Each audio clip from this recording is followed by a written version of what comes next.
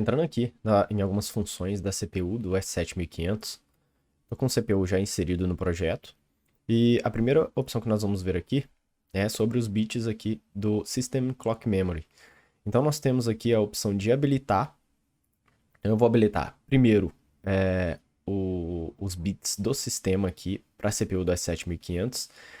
Aqui nós podemos escolher qual que é o byte que isso aqui vai estar alocado. Aqui, inclusive, ele vai falar qual que é o endereço de cada uma delas. Então, nós temos aqui 4 bits que estão associados à CPU, não é a parte de programação, ou seja, ao habilitar aqui, esse bit já vai estar disponível para mim. O primeiro deles é o primeiro ciclo de scan, ou seja, durante o primeiro ciclo de scan da CPU, esse bit vai estar em 1, depois esse bit vai ficar sempre em 0, até que aconteça um novo primeiro ciclo, né? Por exemplo, passando a CPU de stop para RAM novamente, desligando e ligando ela, alguma coisa assim.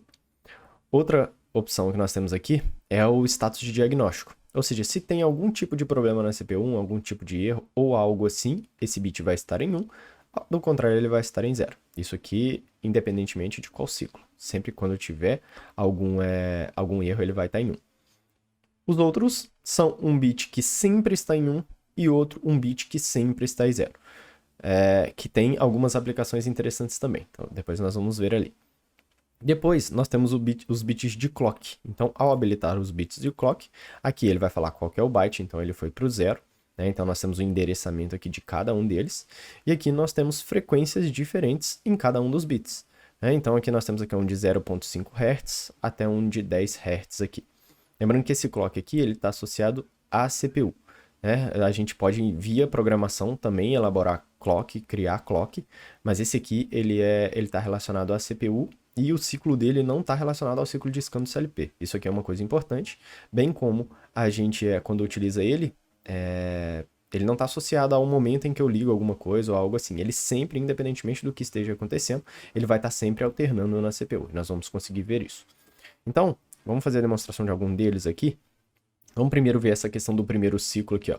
Então, aqui no meu bloco de programação, eu vou vir aqui na minha DB e vou criar uma variável que eu vou chamar aqui, ó. Primeiro, eu vou criar uma do tipo inteiro, porque eu quero fazer uma contagem nela. Eu vou, inclusive, deixar ela com retenção.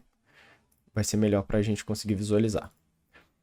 Então, aqui agora, só voltar o layout aqui para o padrão.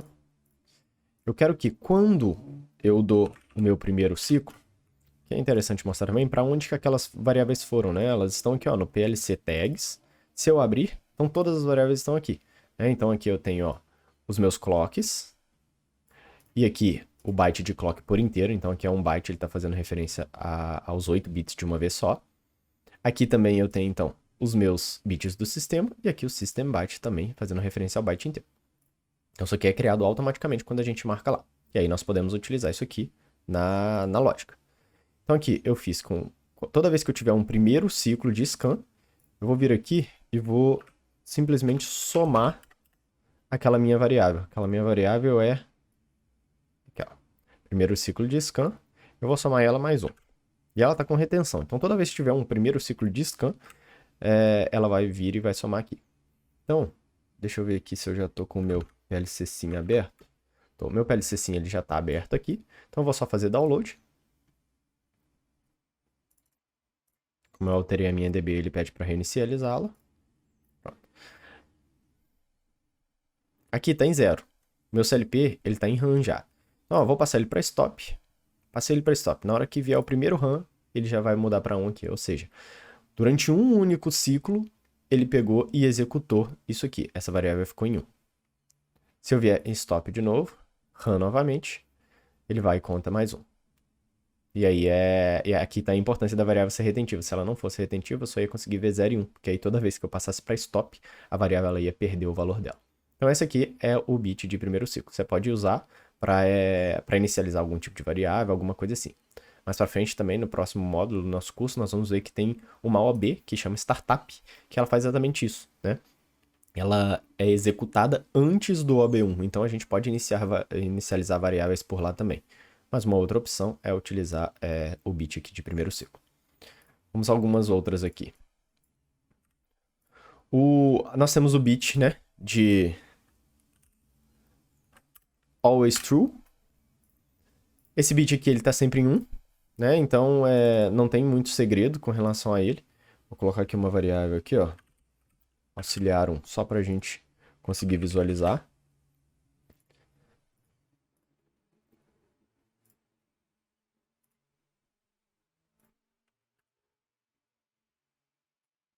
Puxar aqui. Então, é um bit que a gente não consegue alterar. Então, ele sempre vai estar em 1 enquanto o CLP estiver em RAM, né? Então, qual que é uma das aplicações disso aqui? Vamos supor que eu quero inicializar a minha programação já contando um tempo. Quando eu chamo um bloco aqui de temporização, um tom, né? Faço a configuração dele aqui, ó. Colocar com 10 segundos. Se eu faço isso aqui, venho aqui e compilo, ele vai falar que o meu bloco, tom, eu não posso ligar ele direto no barramento aqui. Eu preciso ter alguma coisa, alguma operação lógica antes. Mas eu quero que ele já comece em 1. Então, neste caso aqui, eu posso vir e simplesmente colocar um sempre verdadeiro. E agora ele me deixa compilar. Então, essa é uma das aplicações que a gente tem pro always true aqui. E o always false, que é o contrário, vai ficar sempre em 0. Uma aplicação interessante vamos supor que a gente programou várias coisas aqui. Só que aí a gente está na fase de testes, eu quero fazer com que isso tudo fique falso. Eu não quero ler, eu quero que aquilo não seja simplesmente ignorado. Então a gente pode ter aqui, ó, uma lógica completa aqui, ó, de um monte de coisa, né? E aí o que eu posso fazer é simplesmente que no início de tudo, eu venho e coloco um always false aqui. O falso. Aqui. Então, naquele ciclo, enquanto isso aqui estiver no início da lógica, nada daquilo ali vai ser executado. Então é uma das aplicações também que nós temos aí para o always true e always false. Offline aqui. Então vamos ver um pouco sobre os bits aqui de clock, né? Então nós temos diversas frequências diferentes, o funcionamento é exatamente igual. Então eu vou pegar um aqui que seja visual, que é o da menor frequência ali, ó, que é o de 0.5. Né? Aqui eu vou pegar ainda o meu auxiliar 1. Aqui eu vou criar um auxiliar 2 aqui, ó,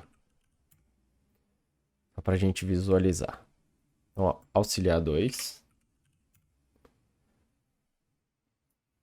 Tem que fazer referência, arrastar mais fácil. Se eu quiser fazer referência, então primeiro eu preciso escrever o nome da DB, dados, ponto, aí sim eu procuro as variáveis lá dentro. Então aqui vai ser auxiliar 1. Por isso que às vezes eu prefiro arrastar, do que ficar digitando várias vezes. Então o que eu fiz aqui? Quando a minha variável auxiliar 1 ficar verdadeira, ela está em série com o meu clock, ligando meu auxiliar 2. Então, enquanto o minha auxiliar 1 estiver verdadeiro, eu espero que a variável auxiliar 2 acompanhe o sinal aqui do meu clock. Então aqui eu vou fazer download.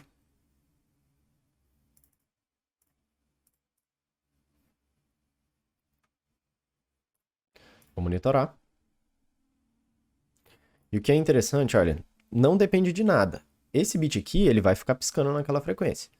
Então, o comportamento do meu auxiliar 2, ele não vai seguir aqui o comportamento do meu auxiliar 1 no que diz respeito a quando eu jogar o auxiliar 1 para 1, o meu auxiliar 2 ele vai começar inicialmente em 1, aí conta o tempo, depois vai para 0. Não, isso aqui vai depender do momento em que eu apertar. Né? Então, aqui, ó, vou jogar para 1, então o auxiliar 2 ficou um curto período de tempo em 1, depois voltou para 0. Aí ele começou a piscar na frequência correta. Né? Então é com isso aqui que tem que ter atenção, porque nem sempre vai depender do momento do clock aqui que você ativar o auxiliar 1 que ele vai replicar para a saída.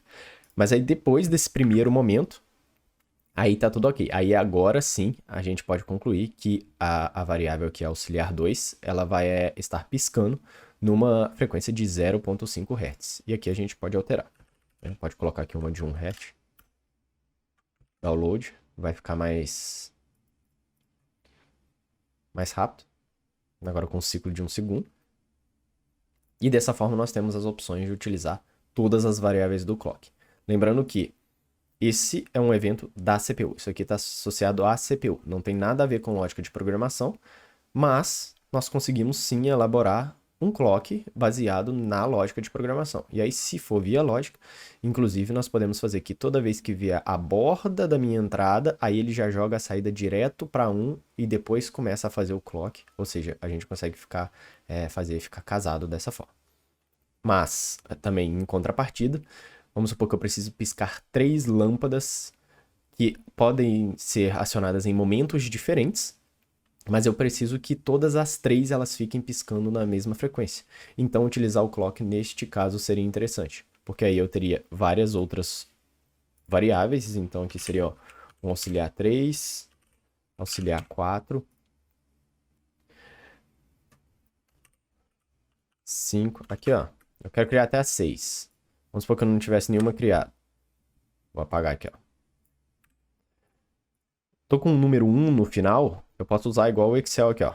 E trazer aqui para baixo, ó. Então, ali embaixo, na parte inferior, ele fala que 5 elementos serão inseridos. Eu posso soltar e aí ele vai seguir o valor da última, mantendo o tipo da variável aqui, ó. Então, para demonstrar aquilo que eu falei, aqui, ó, eu quero... Aqui vai ser o auxiliar 2. Aí serão 3 diferentes. Posso vir e fazer isso aqui. Então, ó, eu quero colocar aqui o auxiliar 3, ligando ao auxiliar 4, auxiliar 5, ligando ao auxiliar 6. Eu não sei em quais momentos que eu vou apertar isso aqui vai ficar em 1, mas eu quero que sempre quando tiver mais de uma habilitada, elas fiquem piscando na mesma frequência. Essa aqui é uma forma interessante de fazer.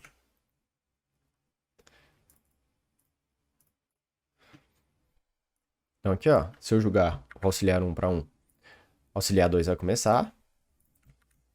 Depois, aí sempre vai ficar, como eu estou utilizando o mesmo bit, sempre vai ficar na mesma frequência. Aqui dessa forma a gente consegue otimizar ainda mais, porque eu tenho o mesmo clock repetido em diversos pontos aqui, ó. Então o que eu posso fazer é vir e colocar ele primeiro. Colocando ele primeiro, ó, eu posso vir aqui, dar um Ctrl X nessa lógica, vir aqui depois colar, agora eu posso apagar isso aqui.